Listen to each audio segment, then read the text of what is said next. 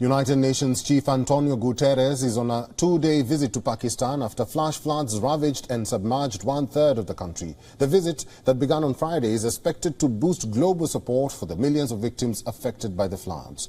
Pakistan witnessed record rainfall that killed over 1,300 people and displaced millions. Pakistan authorities have said that it will cost at least $10 billion to rebuild and repair damaged infrastructure. An impossible sum for the deeply indebted nation. The United Nations chief described this year's rainy season as a monsoon of steroids or on steroids. He also said that emissions are rising as people die in floods and famines. The United Nations and Pakistan authorities earlier made an appeal for global support to deal with the unprecedented floods. A flood relief plan scaled by the Pakistan government and United Nations last month called for an immediate $160 million international aid. Multiple nations, including the United States, have stepped forward in sending assistance. Now, according to the Meteorological Office, Pakistan received 5 times more rain than normal in 2022.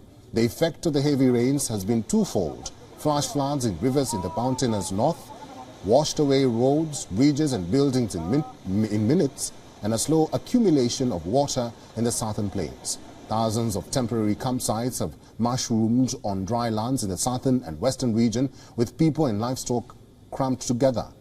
The camps are ripe for outbreaks of diseases, with many cases of mosquito-borne dengue and scabies reported. Pakistan receives heavy, often destructive rains during its annual monsoon season, crucial for agriculture and water supplies. But a downpour as intense as this year's has not been seen for decades, and climate change is being blamed for flash floods. The United Nations Secretary General Antonio Guterres is currently on a 2-day visit to Pakistan, where while addressing a press conference with the Pakistani Foreign Minister, he said that it is not about giving Pakistan just for the sake of it, but rather it's to do justice, because Pakistan accounts for less than 1% of the global emissions.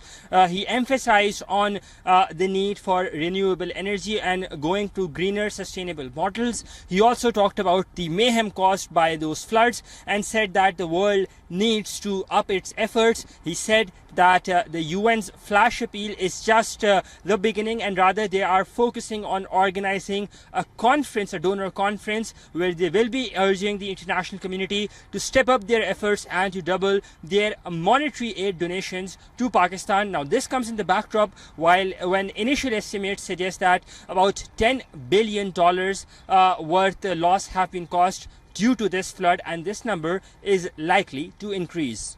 Anas Malik in Islamabad, Pakistan for WION World is One. WION is now available in your country. Download the app now and get all the news on the move.